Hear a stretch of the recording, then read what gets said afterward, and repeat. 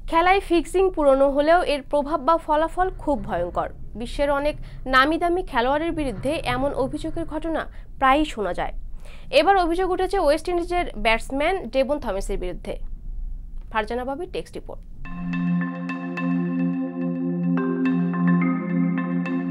লঙ্কা premier league, Abu Dhabi টি10 ও Caribbean premier লিগে দুর্নীতির অভিযোগ আনা হয়েছে ওয়েস্ট ইন্ডিজের ব্যাটার ডেভন থমাসের বিরুদ্ধে।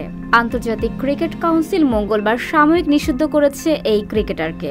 2021 সালে লঙ্কা প্রিমিয়ার লিগে ম্যাচ ফিক্স করার জন্য এবং একই বছরে অন্য দুটি ফ্র্যাঞ্চাইজি টুর্নামেন্টে দুর্নীতিতে জড়িত থাকার অভিযোগে নিষিদ্ধ করা হয়েছে তাকে।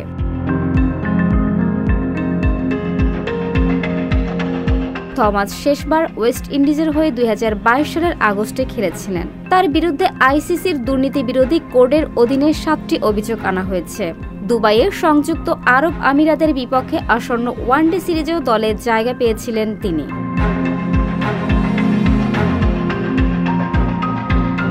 ফিক্সিংয়ের অভিযোগ ছাড়াও গভর্নিং বডি 33 বছর বয়সীকে 2021 সালে আবুধাবি টি10 এবং ক্যারিবিয়ান প্রিমিয়ার লিগে দুর্নীতির প্রস্তাব পাওয়ার বিষয়ে রিপোর্ট করতে ব্যর্থ হওয়ার জন্য অভিযুক্ত করেছে। গুরুতর অভিযোগের জবাব দেওয়ার জন্য থমাসের হাতে 14 দিন সময় আছে। সবচেয়ে গুরুতর অভিযোগ লঙ্কা প্রিমিয়ার লিগ 2021-এ ম্যাচের ফলাফল প্রভাবিত করার জন্য একটি চুক্তির অংশীদার হয়েছিলেন তিনি।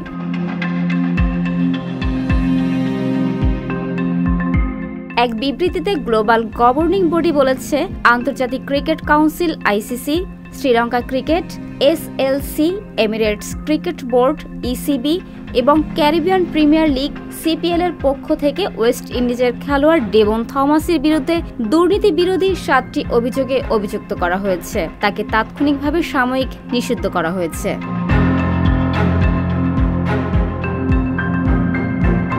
আইসিসি এক বিজ্ঞপ্তিতে আরও দাবি করেছে যে থমাস তদন্তের সময় দুর্নীতি বিরোধী কর্মকর্তাদের সহযোগিতা করেননি। থমাস একটি টেস্ট, 21টি ওয়ানডে ম্যাচ এবং 12টি টি20তে ওয়েস্ট ইন্ডিজের প্রতিনিধিত্ব করেছেন। গত বছরের ডিসেম্বরে অস্ট্রেলিয়ার বিপক্ষে থমাস একমাত্র টেস্ট ম্যাচ খেলেছেন। প্রথম শ্রেণীর ক্রিকেটার হিসেবে তিনি বেশ পরিচিত মুখ।